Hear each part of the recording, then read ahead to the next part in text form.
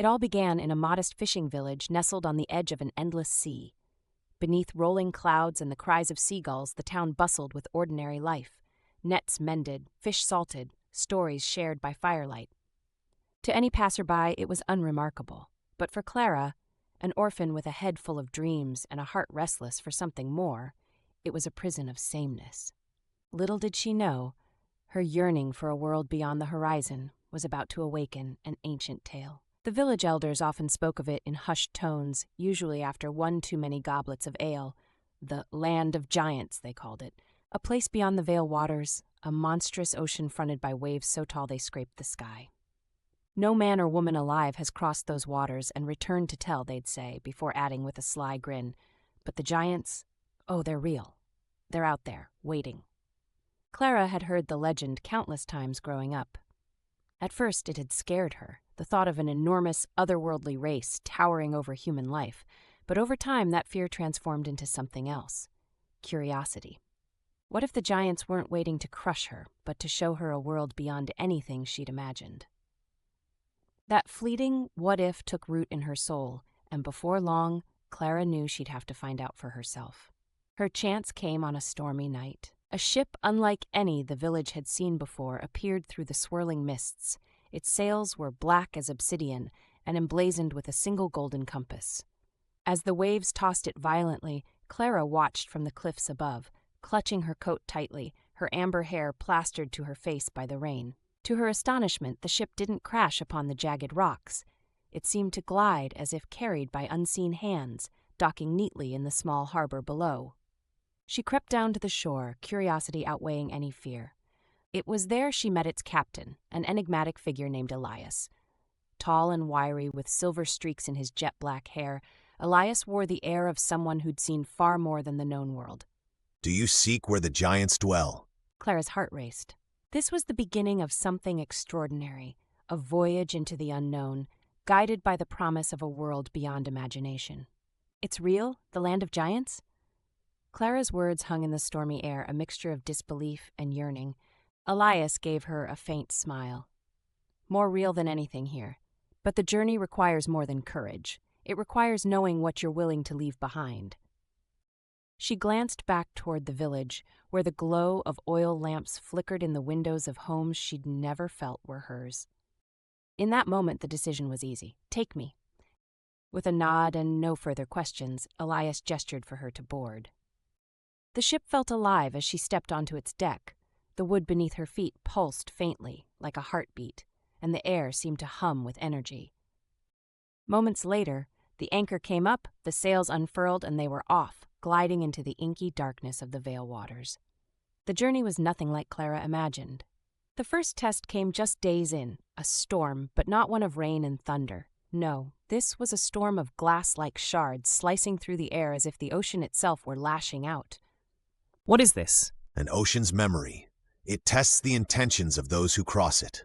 If you're unsure of your purpose, it'll cut you down." Though the shards left her trembling, they eventually relented. And when calm returned, Elias handed Clara a strange compass, unlike any she had seen before. Its needle spun wildly, but no matter which way it turned, a faint word appeared etched into its glass face. "Forward." "Don't lose it," Elias said. "It'll guide you, but only if your heart remains steady." The Vale waters were relentless in their trials. Days turned to weeks as Clara faced forgotten creatures rising from the depths, had to navigate seas that mirrored the night sky, full of stars below instead of above, and survived silence so deafening she feared her mind might break. Yet with every challenge, her resolve grew stronger. Clara began to understand. This journey wasn't simply to find the giants. It was to strip away every doubt, every fear, every piece of herself that was small and clinging to safety. Finally, after what felt like months, the waters stilled.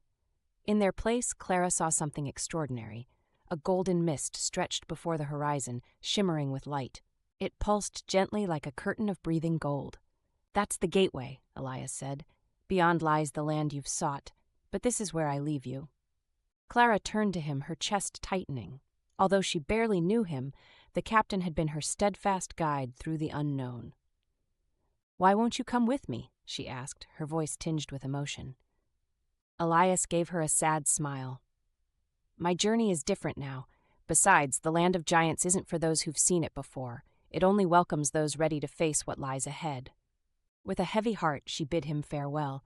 Wearing the compass around her neck for courage, she stepped into the mist. What she found on the other side was breathtaking. The land of giants was not what she had anticipated. It was not full of monstrous, towering beings as the legends suggested. Instead, the giants were trees. Enormous, ancient trees that scraped the clouds, their roots weaving into mountains and their leaves glowing faintly with a silver light. The forest stretched beyond sight, each tree more magnificent than the last. But there was life here. Beings of light and shadow darted among the trees, creatures that looked like living constellations or fragments of dreams. Clara knelt to touch the ground and felt it hum beneath her fingertips as though it were alive. Then she heard it, a voice, deep and resonant, like the rumble of a distant storm. It wasn't a single voice, but a collective one, filling the world around her. "You have sought us, Clara of the small world. Why?" She looked up, realizing the trees themselves were speaking to her. I wanted to know if the legends were true, if the giants really existed." The trees seemed to sigh, their leaves rustling in unison. "We exist, but we are not what you thought."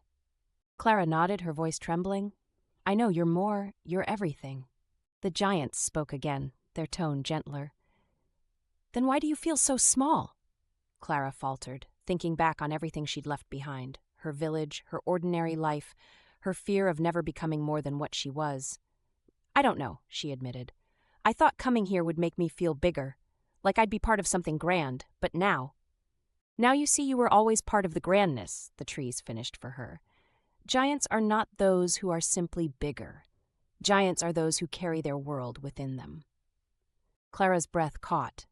Giants were not what she had come to discover. They were what she had come to understand herself to be.